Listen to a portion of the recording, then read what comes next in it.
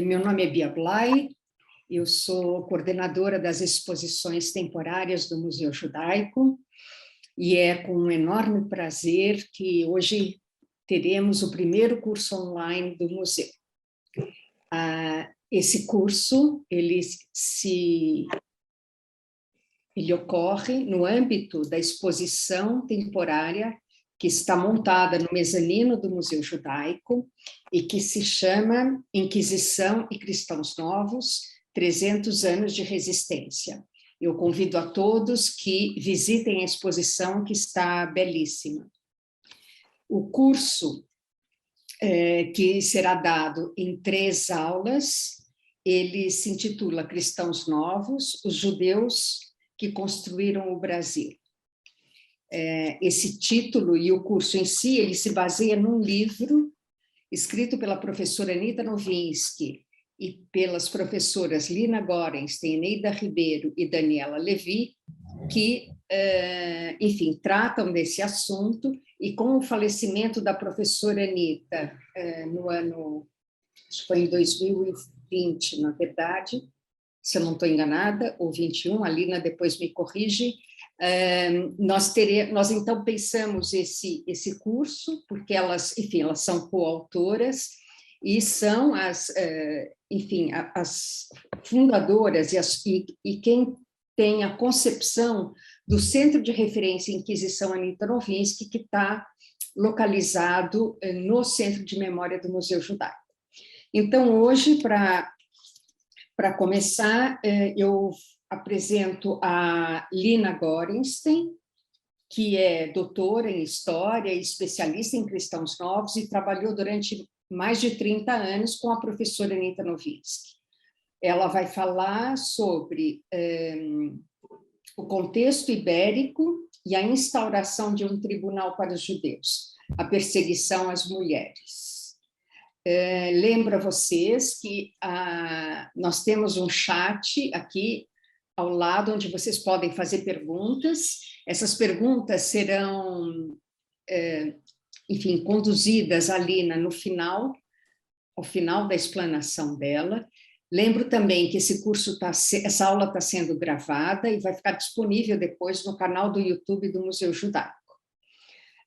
Qualquer dúvida também, vocês podem escrever, que eu estou acompanhando aqui a conversa ao lado. E agora, então, Lina, é com você. Me avise quando você quiser que eu compartilhe o PowerPoint, como você quer fazer, eu estou aqui para ajudar. Obrigada. Já pode pôr a primeira figura, Bia. Ok. Boa noite a todos. Vamos começar a primeira aula do nosso curso. Espero que todos estejam ouvindo. Para que nós conhecermos os cristãos novos, necessariamente nós devemos conhecer os judeus que eles antes foram. Os cristãos novos foram um fenômeno exclusivo da Península Ibérica.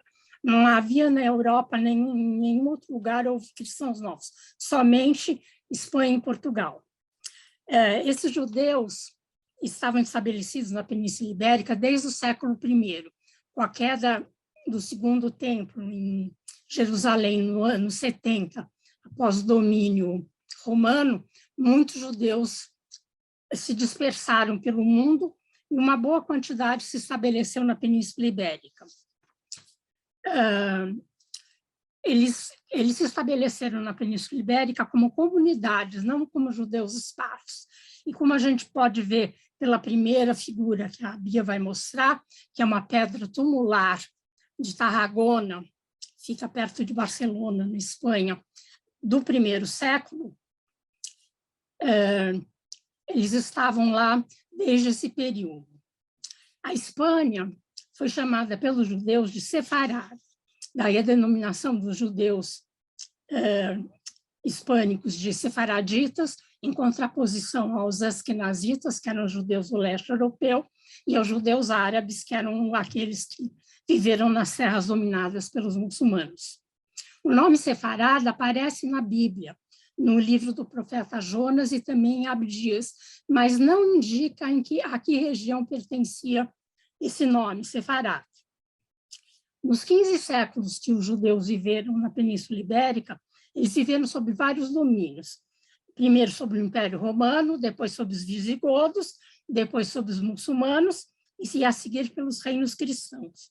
O traço constante que marcou a vida desses judeus na Península Ibérica foi eles estarem em comunidades organizadas, vivendo em bairros específicos, que eram as judiarias, e com leis próprias.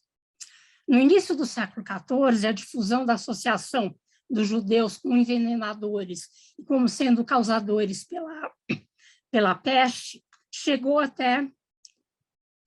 veio da Europa para a Espanha. E na Espanha, um padre, Ferran Martínez, intensificou a sua pregação contra os judeus e dizia que eles eram um problema judaico, e propunha a destruição de todas as sinagogas, o confinamento de guetos e impedi-los de qualquer contato com os cristãos. Inflamados pelo Martínez, uma multidão invadiu a judiaria de Sevilha em 1391, causando inúmeras mortes. Aos judeus era dada a seguinte opção: ou morriam ou se convertiam. Muitos se converteram, muitos morreram também. Esses ataques se espalharam por toda a Península Ibérica. E aos judeus de todas as localidades era dada a mesma opção: ou se convertiam ao catolicismo ou eram mortos. Muitos aceitaram a conversão.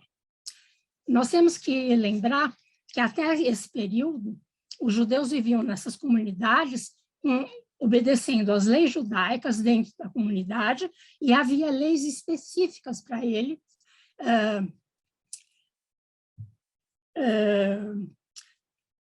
ligadas ao rei. Eles eram obrigados a pagar as taxas, não para as cidades, mas para os reis, os impostos para os reis, e havia toda uma legislação específica para esses judeus.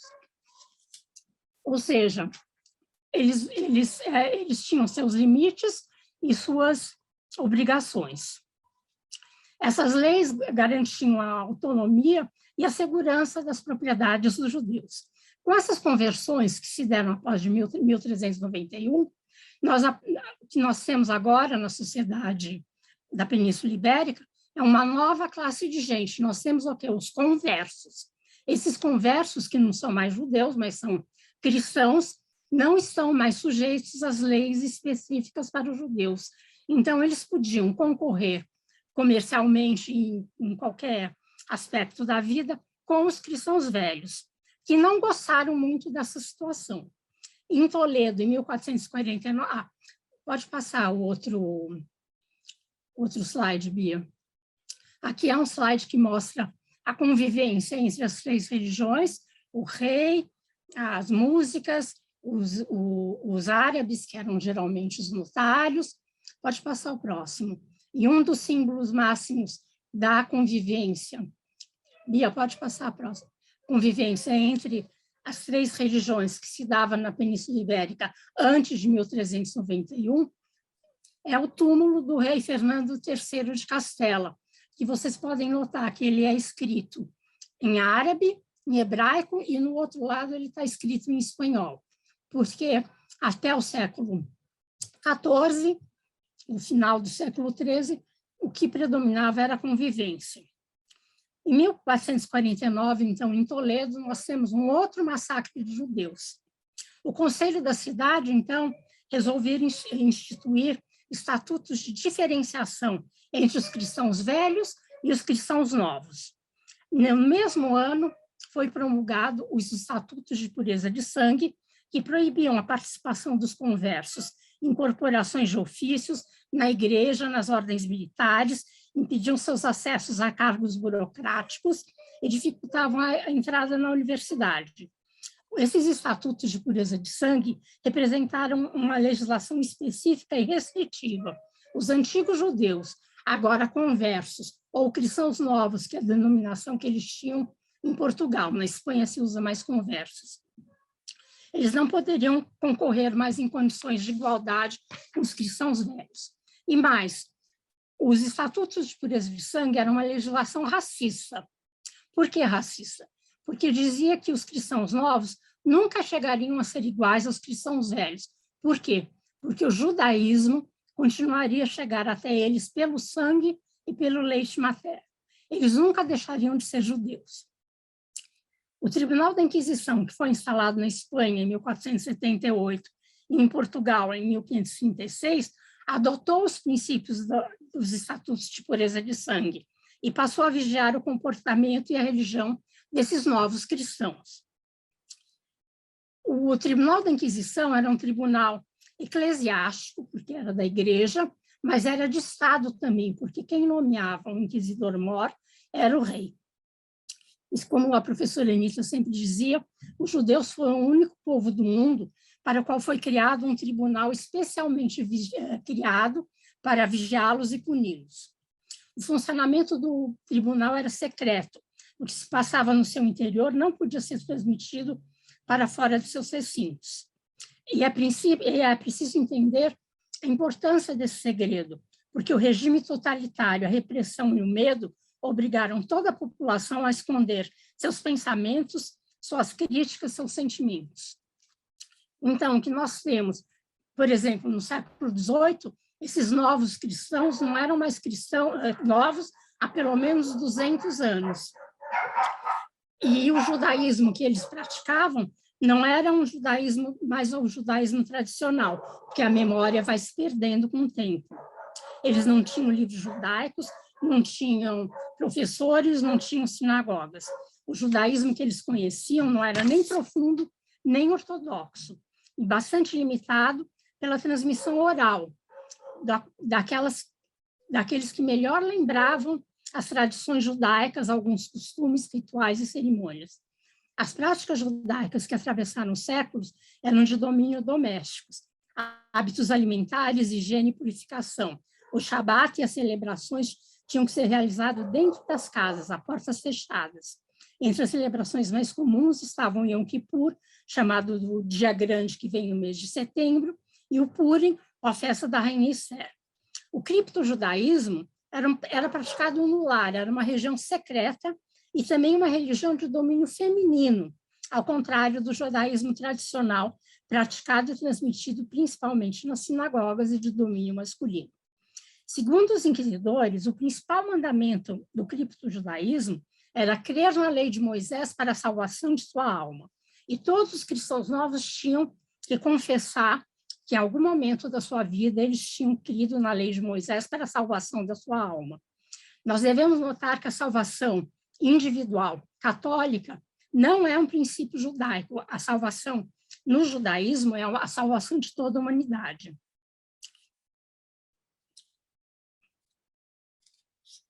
Assim, nós temos um judaísmo, mas um judaísmo muito marcado pelo sincretismo e pelo o que os inquisidores consideravam o judaísmo. O segredo também implicava em alguma coisa bastante surreal. Quando o cristão novo era preso, quando o réu era preso, ele não sabia de que crime ele era acusado, nem que pessoas o haviam acusado. Mas ele tinha, no decorrer do processo, ele tinha que confessar o crime, ou seja, o judaísmo, e tinha que delatar todo mundo que o havia delatado. Ele tinha que adivinhar quem o havia delatado. E é importante a gente lembrar que a Inquisição trabalhava tendo como base a família. As denúncias começavam sempre na família. Durante o processo, havia várias sessões de interrogatório, e o mais importante era a confissão, porque a confissão demonstrava cabalmente o crime, confissão essa que podia ser verdadeira ou não. Para os inquisidores interessava a confissão, não a verdade. E eles daí eram condenados e saíam em um auto de fé, que era visto por todo mundo no reino. E uma coisa importante, nós também temos que lembrar que a Inquisição nunca matava os réus, condenava à morte, mas a execução era do Estado, eram relaxados ao braço secular. Então, o que nós podemos dizer é que a prática antijudaica, que começara em 1391, atinge seu ápice em 1492, quando os reis católicos da Espanha exigiam dos judeus a conversão ou a saída do reino, a expulsão do reino. O edito foi emitido no dia 31 de março, e dava 6 meses para os judeus saírem da Espanha. Acontece que eles não tinham muitos lugares para ir, eles podiam ir para o Levante, podiam ir para alguns países, algumas cidades italianas, e podiam ir para o norte da África e podiam ir para Portugal. Uma grande maioria foi para Portugal, e o rei deixou que eles entrassem mediante pagamento de uma taxa. E eles foram para Portugal, chegaram em 1492 mesmo, eles estavam já em Portugal. Pode passar o próximo, Bia. Muitos estabelecidos em Lisboa. Aqui os reis católicos e aqui a judiaria de Lisboa. Mas não demorou muito para que o rei português, Dom Manuel, decidisse também pela conversão ou expulsão dos judeus de Portugal. Em 1496, ele emite um decreto obrigando os judeus a saírem de Portugal. Acontece que Dom Manuel queria se casar com a filha dos reis da Espanha, e os reis da Espanha exigiram que não houvesse judeus em Portugal, para que o casamento pudesse ser consumado. Mas o Dom Manuel não queria que os judeus saíssem de Portugal. Primeiro, porque eles eram uma burguesia que tinha dinheiro. Segundo, porque havia muitos ferreiros, profissão que era importante para a manufatura de armas, e o rei tinha a intenção de conquistar o norte da África dos muçulmanos, e ele não queria, então, que esses judeus saíssem de Portugal. Então, na data da partida, em 1497, ele muda de ideia e obriga todos os judeus de Portugal a se converterem ao cristianismo. Foi uma conversão em massa, feita no próprio Porto, onde houvesse judeus, coletivamente. Muitos judeus preferiam a morte do que a conversão, mas a maioria teve que aceitar essa conversão forçada. Tiveram que abandonar seus nomes judaicos e adotaram nomes cristãos. E tornaram-se, então, cristãos novos. O rei emitiu um decreto permitindo que eles continuassem as práticas judaicas portas adentro, quer dizer, dentro de suas casas, por 20 anos. Depois ele refez esse decreto por mais 20 anos, e os cristãos novos seguiram a vida. Mas em 1506, um acontecimento até então inédito em Portugal, acontece, e a judiaria de Lisboa foi invadida por padres e pela população que massacraram os cristãos novos. O chamado Massacre de Lisboa, que foi contado em livro pelo Richard Zimmler, no Último Cabalista de Lisboa. Um romance interessante, se vocês gostarem de ler. Calcula-se que mais ou menos 4.000 cristãos novos tenham perecido no Massacre de Lisboa.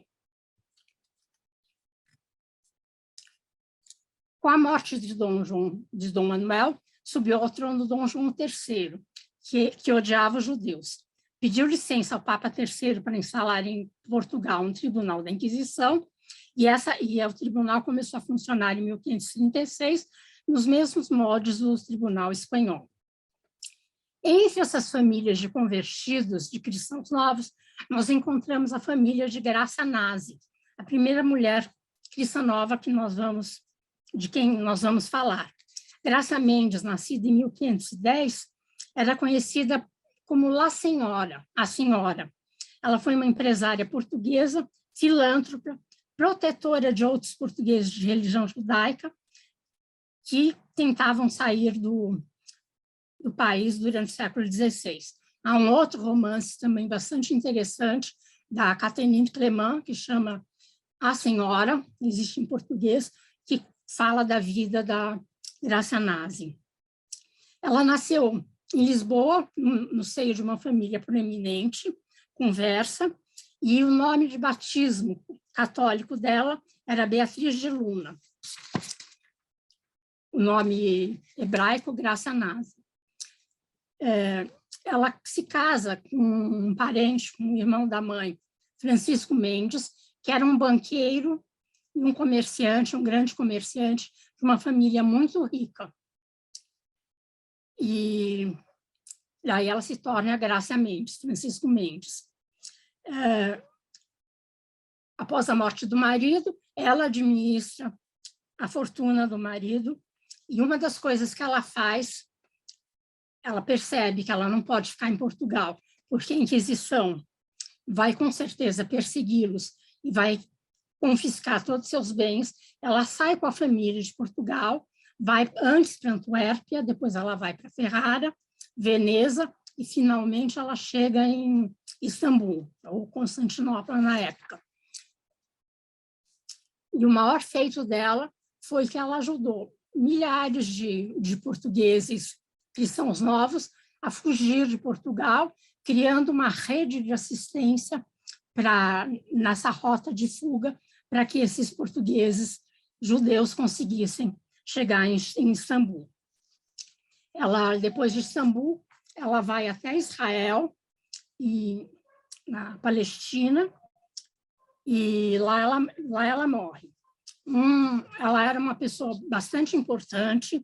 Em Ferrara, ela editou a Bíblia de Ferrara, que foi uma Bíblia escrita em ladino, e é também nessa mesma imprensa financiada pela Graça Mendes, que Samuel Uski, que escreveu A Consolação, as Tribulações de Israel, contando as tribulações do batismo forçado acontecido em Portugal, e o Samuel Uski dedica a obra dele, As Consolações, a Dona Grácia. Dona Grácia morre na Palestina em 1568 e se tornou um símbolo da resistência judaica às conversões e à Inquisição. Os documentos produzidos pela Inquisição, tanto os processos como os papéis encontrados nos arquivos, nos cadernos do promotor e na documentação regimental e oficial da Inquisição, eles são muito ricos para as pistas para diversos aspectos da vida do Brasil colonial, importante por ser uma das únicas fontes que contém a fala das mulheres. Essa documentação vai ser mais bem explicada pela Eneida na aula dela, que vai mostrar um processo. São principalmente os documentos manuscritos que nós usamos para conhecer a história dos cristãos novos no Brasil. Em 1591, a Inquisição chega ao Brasil e começa a perseguição aos cristãos novos. Quando eles vieram para a colônia no início do século XVI, eles se dedicaram principalmente à agricultura da cana-de-açúcar e ao comércio.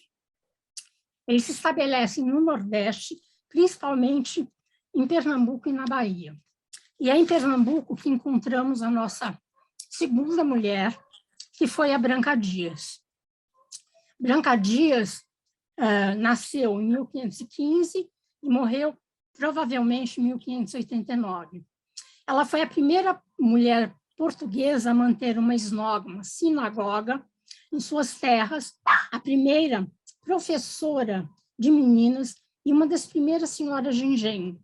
O marido dela era um senhor de engenho, quer dizer, se tornou um senhor de engenho no Brasil, e eles vieram para o Brasil depois de Branca Dias ser condenada pela Inquisição. Ela foi presa com a mãe e com a irmã em Portugal, acusada de judaizante, ficou presa por 2 anos e depois conseguiu licença da Inquisição para poder vir para o Brasil com seu marido e seus filhos. Ela se destacou na sociedade local pelo judaísmo, que antes da Inquisição chegar era praticado quase que abertamente. Eles faziam esnoga, comemorando o Shabat às sextas-feiras, tinham uma Torá, e a Branca Dias também fundou em Olinda uma escola de meninas que provavelmente funcionava nessa casa que nós vemos aqui a figura, que fica em Olinda e está até hoje no mesmo lugar. Quando a Inquisição chega em Pernambuco, Branca Dias já havia morrido, mas seus filhos foram perseguidos.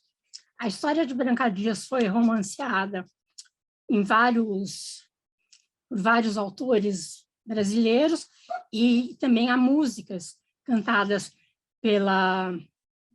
especialmente um espetáculo feito pela Fortuna, que trata de Branca Dias. A terceira mulher que nós vamos falar na nossa aula era Ana Rodrigues, foi Ana Rodrigues. Ana Rodrigues viveu na Bahia no final do século XVI. Ela veio para o Brasil com o marido, que era cristão novo, mas que tinha as boas graças do governador da Bahia, e veio com ele para o Brasil. O marido dela, Heitor Fernandes, se dizia um descendente dos Macabeus.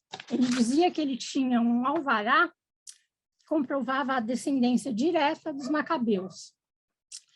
Antes da Inquisição chegar, tanto Heitor como Ana Rodrigues faziam esnoga em Matuim, na Bahia, no seu engenho. Eles se tornaram eram senhores de engenho e se tornaram também comerciantes e produtores de açúcar, e tentaram disfarçar seu judaísmo, casando suas filhas com cristãos velhos. Porém, disfarçando em termos, porque quando o Heitor Antunes morreu, Ana Rodrigues o enterrou segundo a tradição judaica, envolto em mortalha e em terra virgem. Com a chegada do Santo Ofício, eles foram muito denunciados à Inquisição, e a família toda foi denunciada, e Ana Rodrigues, que já era muito velha nessa época, já tinha mais de 90 anos, foi presa e mandada para Lisboa para ser julgada por judaísmo. Chegando nos cárceres da Inquisição, Ana faleceu e não chegou a ser julgada pela Inquisição. Porém, 2 anos depois, os inquisidores fizeram um processo, mesmo com ela morta, e a consideraram culpada, tendo sido condenada à morte na fogueira. Como ela já estava morta, seus ossos foram desenterrados e queimados, e sua efígie foi posta numa bandeira, tanto em Lisboa quanto na Bahia, amaldiçoando toda a sua descendência como sendo judaizantes. Então,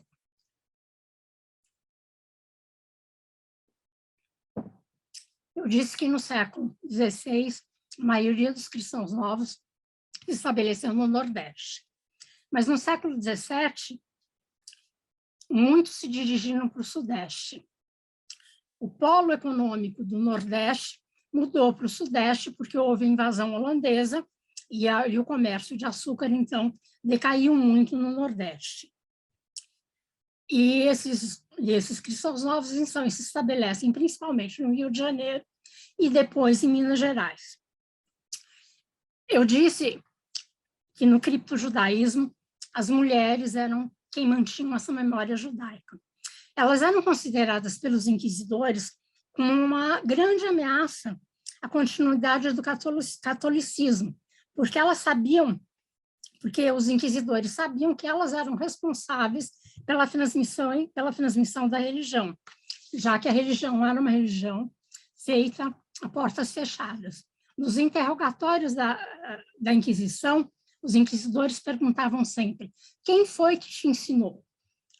Muitas vezes eram mulheres, a mãe, a tia, uma irmã mais velha, mas às vezes também os homens ensinavam. Nós temos que considerar que, da mesma maneira que no judaísmo, na sociedade portuguesa, a família era a unidade central. A família desempenhou um papel fundamental nessa manutenção da identidade judaica. Nós temos, entre os cristãos novos, da região sudeste, especialmente, casamentos endogâmicos, ou seja, casamentos feitos entre os próprios cristãos novos ou entre a própria família. Era muito comum casamento de tio e sobrinha, e entre primos também.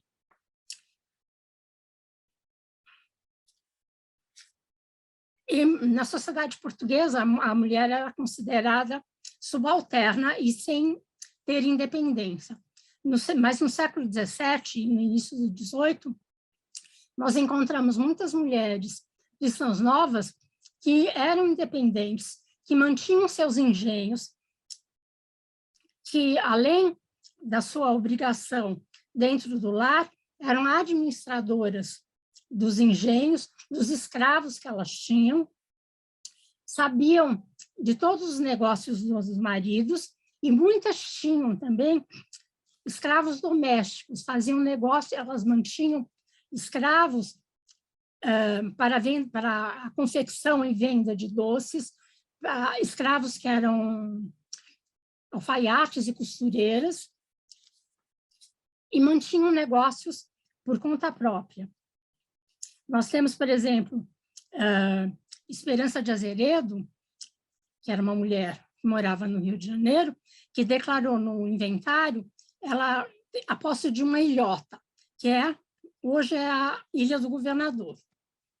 E ela produzia, além de açúcar e de carne de gados, ela produzia farinhas, bananas, e tinha frutas, tinha cidra, e tinha escravas que vendiam essa cidra. Essas mulheres também foram atentas mulheres de negócios, porque elas enviavam para Lisboa, para Minas Gerais, quando começou a mineração, carregação com vários produtos que eram necessários para as minas.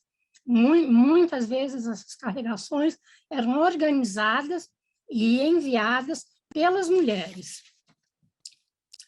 Um ponto importante para a gente destacar nas mulheres cristãs novas é que elas eram alfabetizadas. A maioria das mulheres portuguesas eram analfabetas, e os homens também.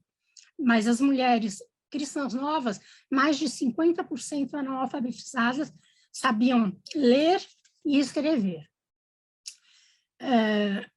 Nós vamos tratar agora de uma família que morou no Rio de Janeiro no século XVII e XVIII, que foi a família Vale, e que nos chama a atenção a trajetória dessa família, porque ela foi uma das mais atingidas pela Inquisição, tendo mais de 50 membros, entre homens, mulheres e crianças, presos pelo Tribunal do Santo Ofício. Eles eram donos do engenho de Golambandé da invocação de Nossa Senhora. E nós temos aqui a imagem da casa desse engenho, embora um pouco modificada, que se encontra hoje em São Gonçalo, no Rio de Janeiro. Pode ser visitado. Essa família Vale tinha mais de 120 escravos, incluindo os que trabalhavam no engenho, e partidos de cana dos cunhados, dos filhos, e tinha 22 escravos domésticos. A dona do engenho, Ana do Vale, e suas filhas e filhos foram todos presos. E sua irmã, Helena do Vale, também foi presa. E 3 décadas mais tarde, suas netas, chamadas Helena e Ana do Vale, foram presas também, fechando um ciclo de perseguição à família. Uma das mulheres pertencentes à família Vale foi Isabel Mendes, presa em 1627, no Rio de Janeiro, e enviada para Lisboa. Chegando em Lisboa, ela se fingiu de louca, porque ela não queria ficar nos cárceres e preferia ir para um hospital. E como ela tinha uma doença chamada de gota coral, que nós acreditamos que fosse uma espécie de epilepsia, ela conseguiu e foi ser considerada insana pelos inquisidores e foi mandada para o hospital. Nesse hospital, ela falava com as enfermeiras, falava com os padres, E ela disse ser alfabetizada, saber ler e escrever, e que sabia latim e hebraico, e conversava com os padres em latim. Ela possuía vários livros que ela lia no Rio de Janeiro, e ela dizia que a lei de Moisés era a mais perfeita, e que o Templo de Jerusalém um dia ficaria em Lisboa. Ela, uma vez, se recusou a adorar uma cruz feita de pão, que uma das enfermeiras trazia, dizendo que ela não adorava pão. Quando ela estava no Rio de Janeiro, ela comemorava o Shabat, acendia as torcidas, as velas, limpava a casa e vestia roupa limpa, jejuava o jejum de Esther, rezava como judeus, mexendo o corpo, e recebia na sua casa para o Shabat, no Rio de Janeiro, vários cristãos novos. Ela dizia que Deus era Jeremias, conhecia em português as trovas da Lei Velha, que são as trovas de Bandar, discutia com os padres, discutia Santo Agostinho, não aceitava a Santíssima Trindade e dizia que o Padre Eterno não podia criar outro pai e outra mãe para seu filho. Ou seja, ela era uma mulher fora do padrão das mulheres e dos homens da época. Depois de algum tempo no hospital, os inquisidores decidiram mandar ela para os cárceres de volta. Ela foi torturada, condenada por judaísmo. Depois que ela saiu no auto de fé de 1634, nós não soubemos mais o seu destino. Mas nós sabemos que descendentes da Isabel, suas sobrinhas, filhas da sua irmã Beatriz, foram presas no século XVIII. E entre as mulheres do Rio de Janeiro, essas sobrinhas netas, elas eram as que tinham uma memória judaica mais presente, embora já bastante esmaecida, bastante diferente da Isabel Mendes. Uma das sobrinhas dela, Isabel Mendes da Costa, cria na lei de Moisés para a salvação de sua alma, como todos os cristãos novos, fazia jejuns judaicos, fazia o jejum do dia grande, não comia carne de peixe, nem peixe de pele ou de couro, e conhecia 2 orações, o que para o Rio de Janeiro era muito. Numa das orações, ela fazia uma enorme confusão entre santos e vilões, falando de personagens como Amã, como Faraó, ao lado dos profetas. E, para terminar a nossa história das mulheres, vou falar da nossa última personagem, que foi uma mulher do Rio de Janeiro, Teresa Paz de Jesus, que foi a única presa do Rio de Janeiro condenada à morte. Ela foi condenada à morte, garroteada e queimada. A crença de Teresa era bastante diferente e eu não encontrei mais nenhuma cristã nova, nem cristão novo, com o mesmo pensamento. Ela não acreditava na lei de Moisés para a salvação da alma, não confessou ter feito os jejuns judaicos, nem participado de cerimônias judaicas. As orações que rezava eram as católicas, o Padre Nosso e a Ave Maria, dizendo Jesus no fim, porque os judeus, quando rezavam a Ave Maria e o Padre Nosso, não diziam Jesus no fim. Como outros cristãos novos, ela esperava que ficar rica na lei de Moisés. Para tanto, ela jogou uma moeda numa bacia, mas ela não teve sorte. Ela já era pobre e ficou ainda mais pobre com a morte dos escravos. Voltou, então, para a lei de Cristo. Procurou proteger o marido e os filhos, que ela diziam que eram bons cristãos, e dizia que má cristã na família, só a sogra, que era judia. Ela apresenta uma crença muito sincrética. Para ela, as leis de Cristo e as leis de Moisés eram a mesma. Moisés era Deus e Cristo era Santo Moisés. A Santa Esther era Nossa Senhora, mãe de Moisés e mãe de Cristo, e mãe de Deus, Santa Esther. e Moisés, o rei dos judeus e dos cristãos, estava na hóstia consagrada. Os inquisidores ficaram muito bravos com essa crença herética de Teresa, e fizeram vários interrogatórios, e ela sempre manteve essa crença. E ela dizia que ela não entendia a diferença entre judaísmo e catolicismo. As leis não eram iguais, a diferença fundamental, se Cristo era ou não Messias, nunca a preocupara. Cristo era Moisés, que era Deus, que era santo.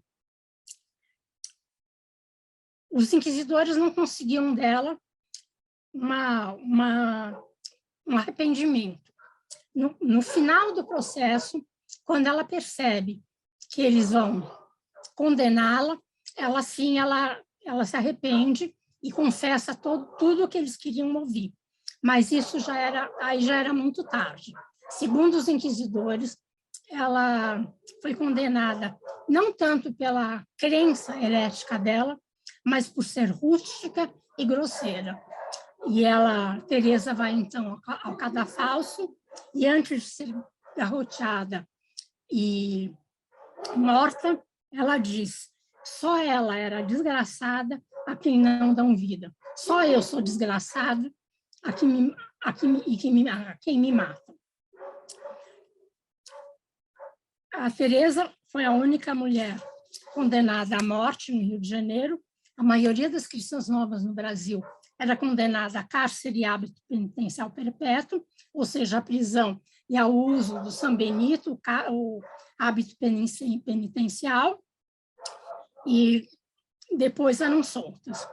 As mulheres se inserem no universo secreto marrano, podendo ser consideradas um foco de resistência. O judaísmo feminino, visto pela ótica da Igreja, foi um dos grandes motivos, foi um dos motivos centrais da criação do Tribunal da Inquisição, e foi seu maior motor durante 3 séculos da história colonial. Obrigada.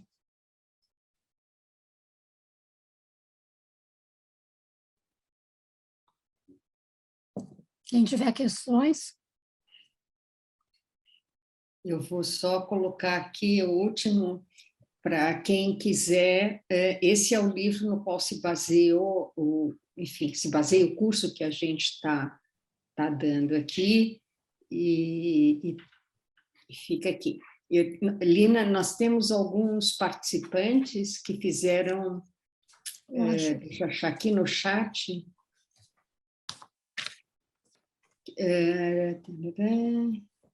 Aqui tem uma ideia de como Grácia Mendes conseguiu tirar a fortuna dela de Portugal? É o Rubens que pergunta. Tá.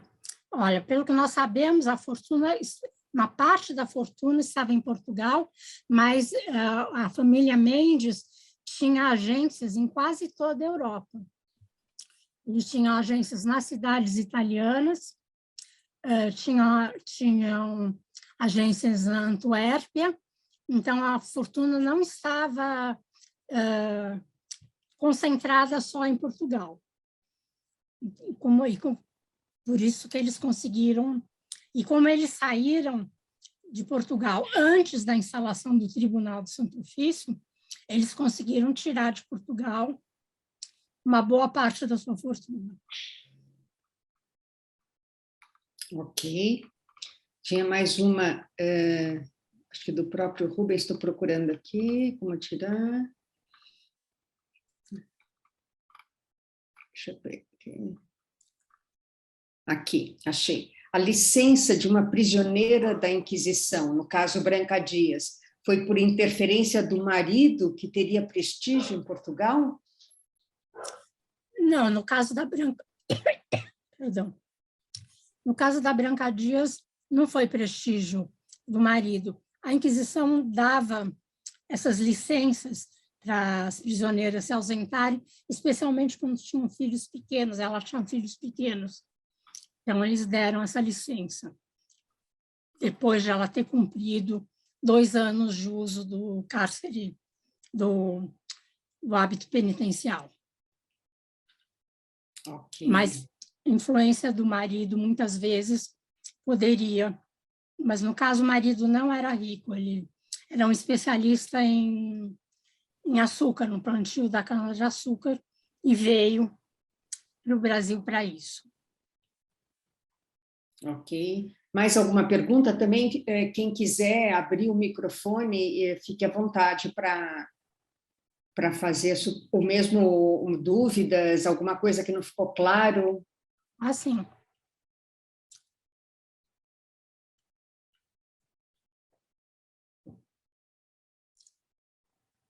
Então, eu vou aproveitar só para lembrar que esse hábito penitencial, que muito do que a Lina falou aqui, está disponível na exposição do Museu Judaico.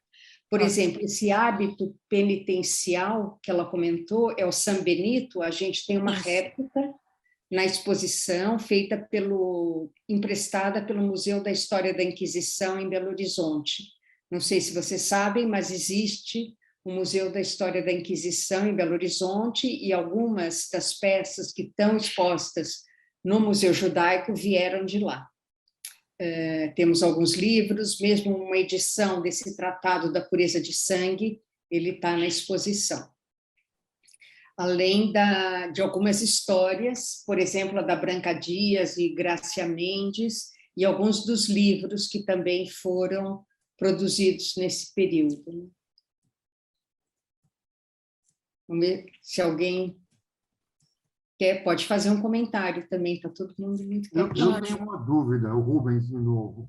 A Lina falou que os tribunais de Inquisição foram implantados, talvez principalmente por causa da atuação de mulheres. Mas não era anterior a essas atuações?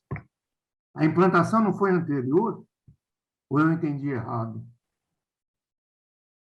Rubens, você pode repetir? Não ficou muito clara qual que é a sua dúvida. Parece que a Lina comentou que a atuação das mulheres favoreceu a criação do Tribunal da Inquisição. Não sei se eu entendi direito. E aí, para mim, no tempo, ficou meio estranho isso, porque para mim o tribunal já existia, sei lá, desde 1492 ou 96. Não, então eu acho que eu não me fiz entender. Não, o tribunal foi criado por razões de Estado, por razões econômicas, e principalmente devido ao antissemitismo que existia na Península Ibérica. As mulheres foram um foco de atração dos inquisidores pelo criptojudaísmo ser uma religião doméstica, feita de portas adentro, e pelo judaísmo passar pelo leite materno também. Mas o tribunal não foi criado por causa das mulheres. O tribunal foi criado para os judeus. Foi um tribunal criado para vigiar e punir o comportamento dos antigos judeus, agora cristãos novos. Porque para estar sob a alçada do Tribunal da Inquisição, que era um tribunal eclesiástico, esses judeus tinham que estar batizados, eles tinham que ser cristãos. Os judeus que não eram batizados não estavam sob a alçada do Tribunal da Inquisição. Mas em Portugal e na Espanha, não era possível a um judeu viver lá depois da expulsão e da conversão forçada. Não havia mais judeus na Península Ibérica, só cristãos novos e conversos. O tribunal foi criado para resolver o que eles chamavam de questão judaica, o problema judaico. Alguns dizem que os reis católicos queriam manter a união, fazer a união da Espanha, porque a Espanha ainda não existia enquanto Espanha, eram os reinos católicos. A união começa exatamente com os reis católicos que unem Castela e Aragão, e eles queriam manter um só reino com uma só religião também. Mas esse não foi o único motivo. Havia um motivo principal, foi econômico, da concorrência com os cristãos velhos, que não agradava. Não agradava aos cristãos velhos a possibilidade de um cristão novo estar sob as mesmas leis que eles. Os motivos da criação do tribunal são, em grande parte, econômicos. Ok. Lina, tem uma pergunta da Patrícia, ela escreveu aqui no bate-papo. Em primeiro lugar, obrigada pela aula. Vi que no museu judaico, há uma maquete de uma irmandade em Minas Gerais de cristãos novos. Era um caso isolado ou existiam outras irmandades criadas por eles? Em um comparativo com as irmandades negras, que geralmente elegiam santos negros ou Nossa Senhora do Rosário como padroeiros, existia alguma dedicação específica dos judeus cristãos novos? Não, não existia. As irmandades eram católicas, elas não eram triplo-judaicas ou judaicas, eram irmandades católicas, e tinha algumas irmandades em que os cristãos novos eram aceitos com mais facilidade, porque, a rigor, as irmandades não aceitavam cristãos novos, só cristãos velhos. Então, por exemplo, no Rio de Janeiro, nós temos mulheres e homens também que pertenciam a algumas irmandades. Faziam as obras, porque elas tinham todos eles tinham uma educação cristã e tinham que ser cristãos por cumprimento do mundo, quer dizer, tinham que ser, aparentemente, tinham que fazer tudo o que os católicos faziam, e as igrejas, e as missas, e na desobriga, fazer as confissões, a confissão católica nas igrejas, enfim, tinham que ter comportamento igual aos dos cristãos. Eu não conheço no Rio de Janeiro uma irmandade só de cristãos novos. No Rio de Janeiro não havia uma irmandade onde só participavam cristãos novos, eram sempre cristãos novos e cristãos velhos. Algumas permitiam a entrada desses cristãos novos e eles então participavam. Geralmente os cristãos novos que participavam de irmandades eram os mais ricos, tinham mais dinheiro, então doavam dinheiro para a construção de igrejas, de capelas, enfim, contribuíam mais para a irmandade. Mas eu não conheço no Rio de Janeiro uma irmandade só de cristãos novos. E eles não tinham nenhum santo de devoção. Isso. O que eu acho que ela se refere, na verdade, Lina, é que a gente tem uma maquete que foi emprestada também pelo Museu da História da Inquisição, onde eles colocam que ali teria, enfim, é uma maquete, né, de uma parece uma casa, na verdade, em Ouro Preto, e que teria ali funcionado uma sinagoga, digamos Sim, assim. Sinagoga existia.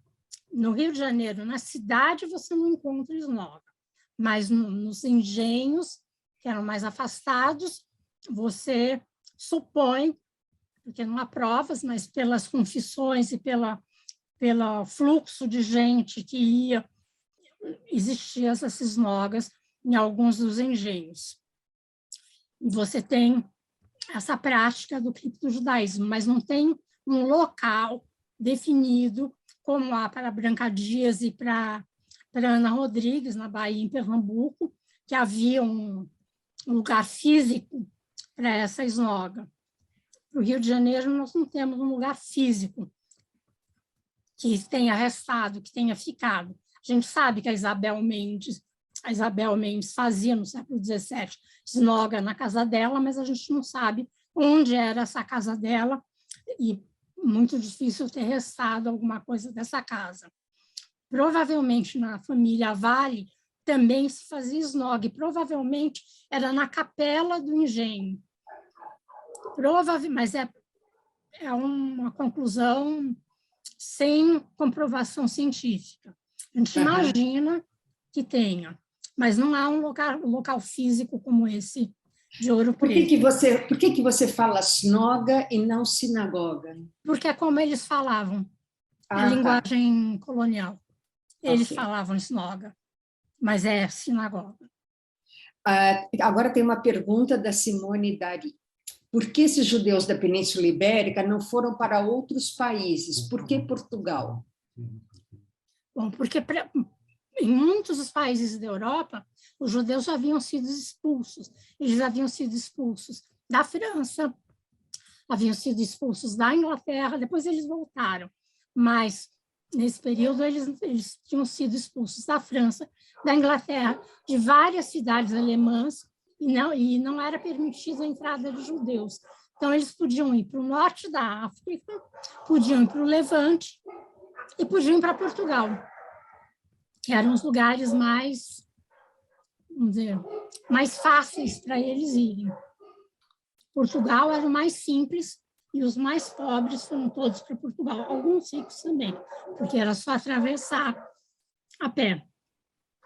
Muitos também, é dito que muitos não, mas alguns saíram também da Espanha com Cristóvão Colombo, já que a expedição dele, a primeira expedição, sai do porto da Espanha exatamente no último dia do prazo para os judeus saírem.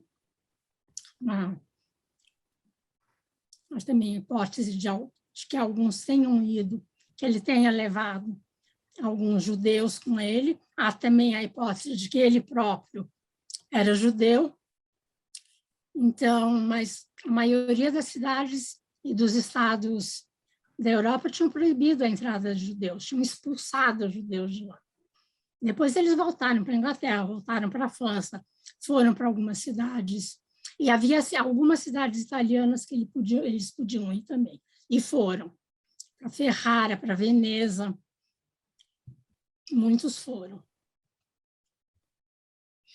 Ok, agora a gente tem o Paulo Vinícius Pivato, que pergunta: é correto afirmar que o Tribunal do Santo Ofício se estabelece no Brasil para perseguir os cristãos novos e impedir disseminar o judaísmo? Bom, o tribunal nunca teve uma sede no Brasil. O tribunal existia fisicamente em Portugal e em Goa por um tempo. Havia três sedes do Tribunal de Português, em Coimbra, em Lisboa e em Évora. O Brasil estava sob a autoridade do Tribunal de Lisboa, que mandava para cá visitadores que eram representantes da Inquisição, que vinham com a autoridade para verificar a religião desses cristãos novos e o comportamento desses cristãos novos. A intenção era impedir a disseminação do judaísmo, por um lado, mas, por outro lado, na hora que você mantém o cristão novo separado e tendo que conhecer o judaísmo, porque se ele fosse preso, ele tinha que confessar pelo menos esse judaísmo inquisitorial, era uma contradição, porque você mantinha um estrangeiro no meio do povo português, que era obrigado a conhecer o judaísmo, e, ao mesmo tempo, você o perseguia para que a religião católica fosse a única existente no Brasil, e em Portugal também. Ok, agora tem uma pergunta a respeito do livro, a Hélia Régia Fonteles Fernandes. Gostaria de saber quais foram as dificuldades enfrentadas para a organização do material, a confecção do livro e o tempo que levou para realizar a coletânea de dados. Então, foi bastante demorado. O livro se baseou nas pesquisas da professora Anita Nowinski, que trabalhou mais de 40 anos com a documentação sobre os cristãos novos. Eu também trabalhei muitos anos, tenho livros publicados sobre o assunto, as minhas teses de mestrado e doutorado, também da Eneida e da Daniela. Então, nós tínhamos já muito material já coletado, porque a professora Anita Nowinski tinha um projeto na USP de estudar os cristãos novos nas diversas regiões do Brasil. E foi o que nós fizemos. Muitos alunos delas, orientandos dela, fizeram. Bahia, Rio de Janeiro, Minas Gerais, e não só nas regiões, mas também os diversos aspectos. A Eneida, por exemplo, estudou o Bento Teixeira, que foi um poeta. Então, como nós tínhamos já todo esse material trabalhado, lido, transcrito, porque os documentos inquisitoriais são manuscritos.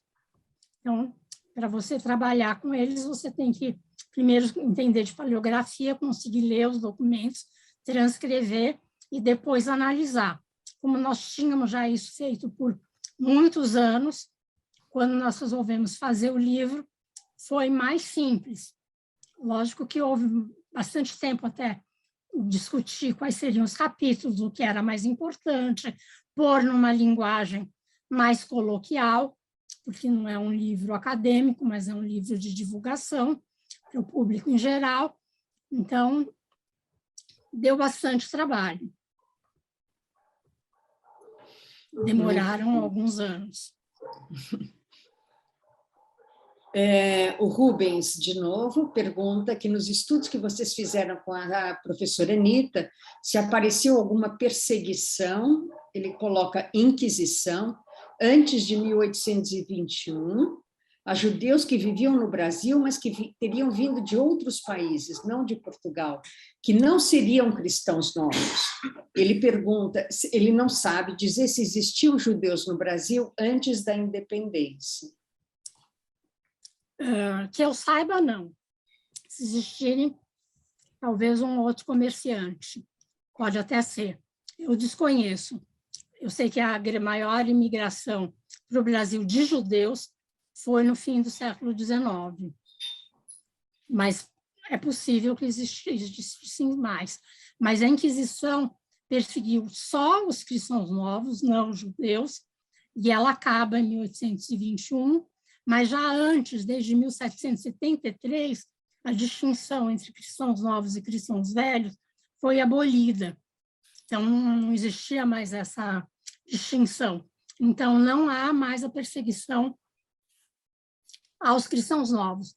Os judeus nunca foram perseguidos no Brasil, não oficialmente, não houve isso. É possível que tenha havido uma imigração pontual de alguns judeus depois da independência, especialmente comerciantes. Eu não conheço, não posso dizer porque eu não conheço. Eu sei que no século XIX, sim, uma migração grande para o Rio de Janeiro, para o norte do Brasil, também para São Paulo, você já encontra judeus, já encontra comunidade judaica. Ok. O João Vitor Moraes, o povoamento do Agreste e sertão do Nordeste pode ser explicado pela fuga desses cristãos novos dos grandes centros urbanos? Existem estudos que mostram cristãos novos no interior do Nordeste. Há muitas evidências de comunidades cristãs novas no interior, especialmente do Nordeste. O Câmara Cascudo, que é um dos grandes folcloristas, dizia sempre que a mãe dele falava, quando ela via uma fogueira boa, ela dizia, olha aí, tem bastante fogo para queimar um judeu. Quer dizer, tem várias memórias da Inquisição e dos cristãos novos. E havia comunidades no interior da Paraíba, comunidade rural, que foi presa no século XVIII, eram 50 pessoas a comunidade, todos cripto-judeus, todos foram presos. Sergipe, Pernambuco, Maranhão, você encontra, e hoje você encontra muitos menos, sim, e pessoas que têm essa memória familiar do judaísmo, ou do cripto-judaísmo. Então, sim. A Maria Inês Bonfim pede para você falar um pouco sobre o livro e onde ele pode ser adquirido. Bom, o livro foi feito pela professora Anitta, com a nossa colaboração, da Ineida Ribeiro, da Daniela Levi. Ele pode ser encontrado, está distribuído na maior parte das livrarias, também pode ser comprado online, tem na livraria Sefer, tem na livraria Cultura, que eu saiba. Não é um livro difícil de adquirir, é um livro que está bastante divulgado.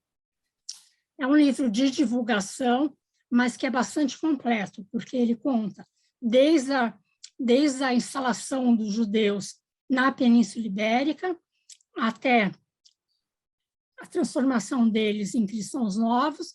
Tem um capítulo muito interessante sobre o marranismo, que a Ineida vai falar na aula dela.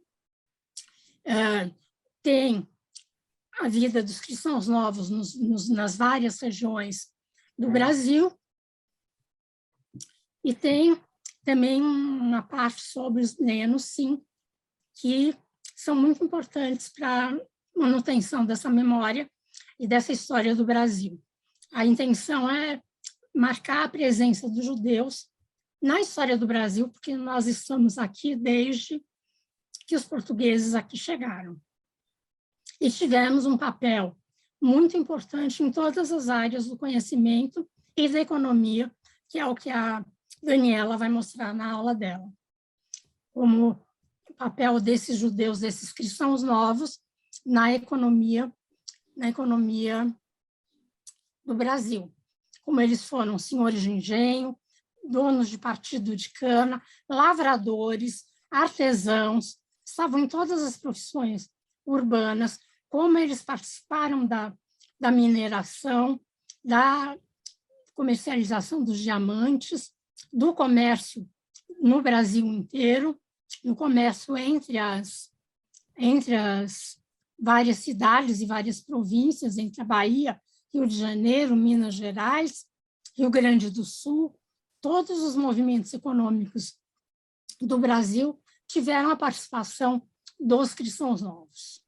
E o objetivo do livro foi marcar essa presença fundamental da história do Brasil, na história do Brasil. Muito bom. O José Gabriel de Sales Brasil pergunta: o principal papel da Inquisição, por questões econômicas, seria para financiar as invasões de novos territórios? Novos Não. Territórios está entre aspas. Sim, não. A Inquisição tinha um objetivo econômico, mas principalmente para se autossustentar, porque a Inquisição não tinha outra fonte de renda. Era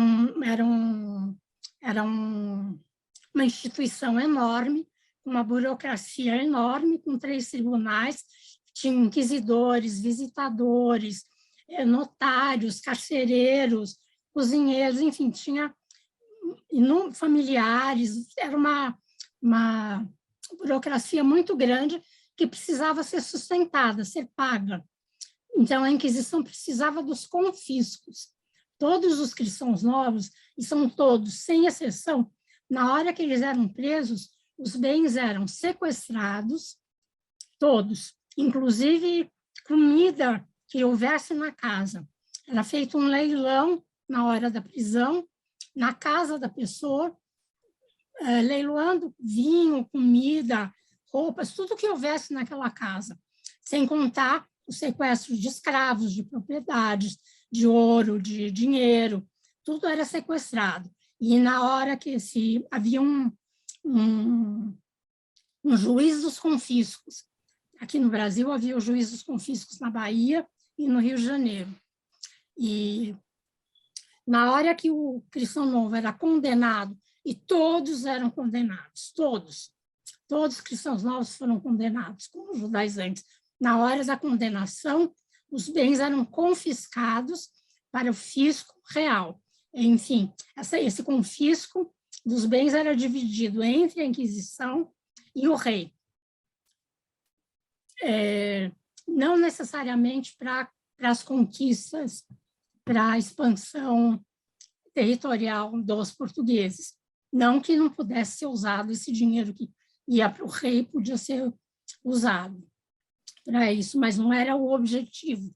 O objetivo era a própria manutenção do Tribunal Inquisitorial.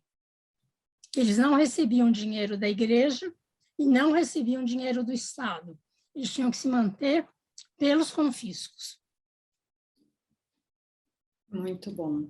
O Rubens Bor pergunta: a presença holandesa e a sua expulsão de Pernambuco em 1654 teve algum desdobramento posterior na ampliação ou não da Inquisição, tendo em vista a criação da sinagoga em Recife?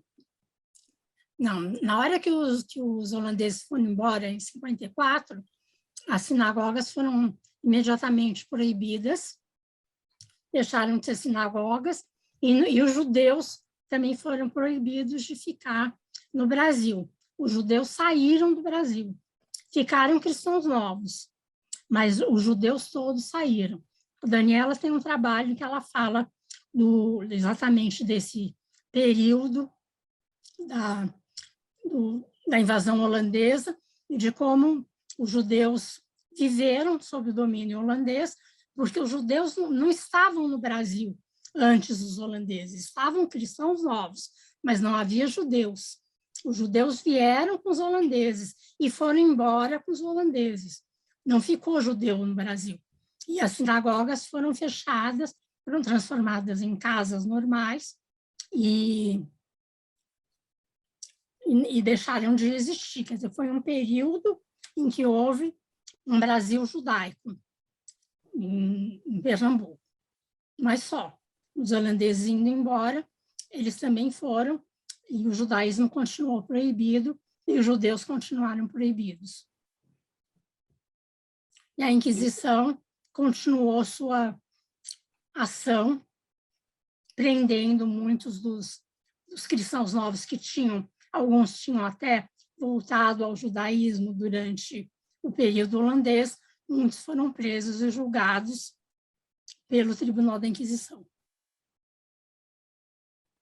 Muito bom. Aqui nos comentários, as perguntas terminaram. Deixa eu voltar aqui, se mais alguém gostaria de falar alguma coisa ou perguntar. Aproveitem, é um momento. Eu vou fazer um comentário, então, Lina, aproveitando essa pausa aqui nas perguntas, que ao fazer a exposição, enfim, a Daniela Levi é a curadora e eu tive alguma participação como assistente de curadoria, e o que a gente percebeu é que havia a maior documentação, evidentemente, que a gente dispunha para expor era relativa ao Tribunal da Inquisição, propriamente dito. Diferentemente da resistência, a gente queria dar voz a esses, enfim, aos que resistiram, né, aos cristãos novos, ou a Branca Dias, a Grácia Mendes, ou mesmo o Bento Teixeira, que escreveu o livro, até o padre Antônio Vieira, quer dizer, era toda uma documentação muito frágil, e acho que é importante falar, porque o nosso público é um público geral também, então, dizer que essas informações que a Lina traz e que permitem a gente saber essas histórias, ela vem basicamente de um arquivo de um tribunal. É como hoje, se você tem um processo, né, esse processo fica arquivado no tribunal. Então, é a leitura desses processos por historiadores e pesquisadores como a Lina, a professora Anita Nowinski e tantos outros, que nos permitem conhecer essas histórias e divulgar. Então, foi interessante porque a gente queria dar mais ênfase a esse lado da resistência e quem eram esses cristãos novos e como puderam se manifestar contra o tribunal, e a gente tem uma dificuldade enorme, né? Uma história que precisa ser escrita a partir de pequenos fragmentos de devoções ou de declarações num tribunal, né? Então, eu te diria que é nesses documentos que foram produzidos pelo próprio tribunal, nos processos da Inquisição, é que se encontram os indícios dessa resistência.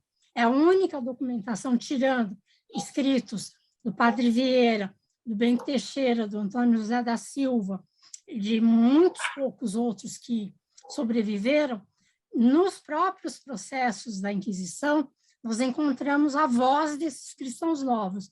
É lógico que esses documentos têm que ser lidos com muito cuidado, tem que ser lido nas entrelinhas, tem que ser lido linha a linha, porque às vezes a pessoa está numa confissão que é uma fórmula e de repente você encontra uma frase porque os notários anotavam tudo que os réus diziam, era tudo anotado.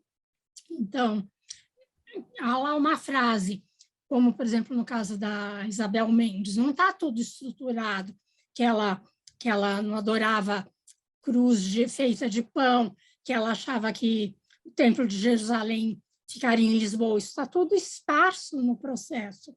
São frases soltas que você, ao ler o processo, vai retirando. E algumas vezes você encontra a própria palavra. No caso da Isabel Mendes, você tem documentos do próprio punho dela, que ela escreveu. É raro, mas tem. No caso do Bento Teixeira, tem vários, mas você encontra. E é nessa documentação que você encontra a voz e a resistência desses cristãos novos. Você tem que ler com cuidado.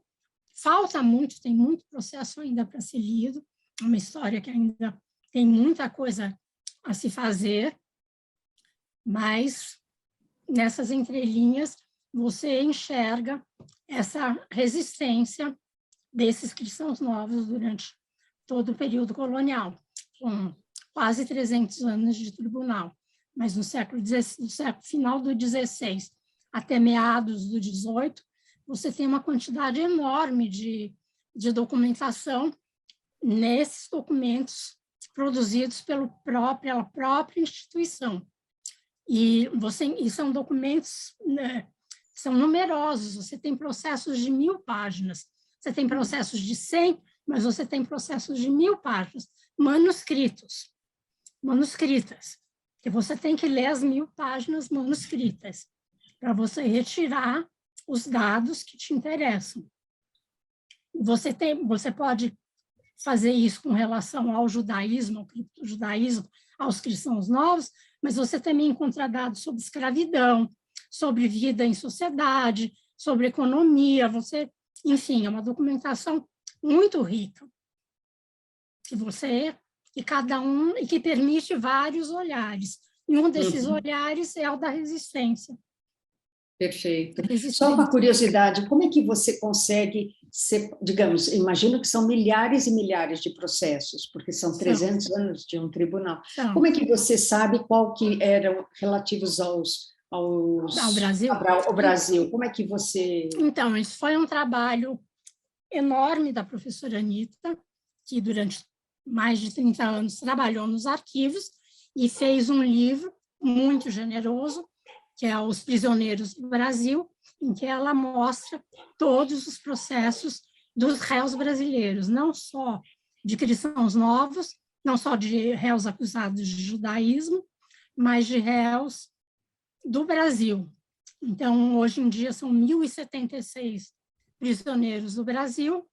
Então, hoje em dia, para o pesquisador, isso facilita enormemente chegar nesses processos brasileiros. Existe uma facilidade porque são 3 tribunais. Então, você tem arquivos de 3 tribunais, de Lisboa, de Coimbra e de Évora. Para o Brasil, é só o Tribunal de Lisboa. Então, no Tribunal de Évora e de Coimbra, você não encontra processos de brasileiros. Mas, ainda assim, é uma enorme, uma documentação muito grande, que não foi ainda estudada. Existe divergências quanto ao número de processos que existem lá, nesses arquivos. A média é de 40 mil processos para as 3 inquisições, mas pelo menos até agora, eu desconheço um trabalho que tenha contado esses processos. Eles estão em fase de digitalização. Os processos da Inquisição de Lisboa já estão disponíveis, a maior parte, na internet, no site do Arquivo da Torre do Tombo. Eles estão pedindo agora dinheiro para digitalizar Coimbra e Évora, que ainda não foi feito. E tem muitos. Mas então tem a Jennifer que pergunta, eles estão todos na Torre do Tombo? Então, esses 40 mil processos estão na Torre do Tombo? Estão todos na Torre do Tombo. Agora tem uma pergunta do Júlio Derviche. Os judeus que saíram do Brasil e posteriormente se estabeleceram em Nova York eram cristãos novos ou judeus?